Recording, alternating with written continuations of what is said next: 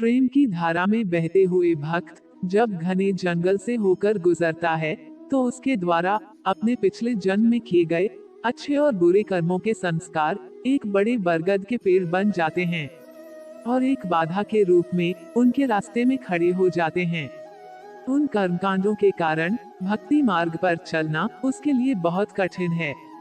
वह आगे बढ़ने की कोशिश करता है, लेकिन उसके कर्म संस्कार उसे आगे बढ़ने से रोकते हैं और परिणाम स्वरूप उसे परब्रह्म के साथ फिर से नहीं जोड़ा जा सकता है।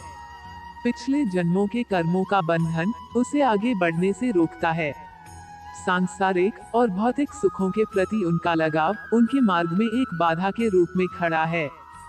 श्री राम शर्मा आचार्य कहते हैं कि यदि साधक की भक्ति सकौम है, तो वह ईश्वर प्राप्ति के मार्ग पर नहीं चल सकता और अंत में वह भौतिक आकर्षण में लौट आता है। लेकिन यदि उसका भक्त निष्काम निस्वार्थ है, तो कर्म के बंधन ढीले हो जाते हैं। वे उसे भक्ति मार्ग पर चलने से नहीं रोक सकते। वो अपने लक्ष्य को आसानी से प्राप्त कर लेता है। यदि भक्त ईमानदार और सदाचारी है, यदि उसकी ईश्वर के प्रति अनन्य भक्ति है, तो वह भक्ति के मार्ग पर बहुत तेजी से आगे बढ़ सकता है। ऐसे सच्चे और शुद्ध हृदय की भक्ति भगवान को प्रिय है।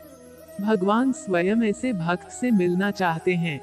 जब भक्त के मन में पिछले जन्मों के संस्कार नष्ट हो जाते हैं, तो उसके भीतर सच्ची भक्ति का प्रकाश होता है और ऐसा भक्त अपने लक्ष्य की ओर बहुत तेजी से आगे बढ़ता है।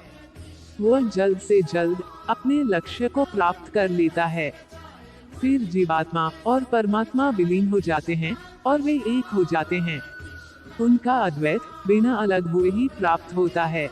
जीव और शिव का मिलन होता है।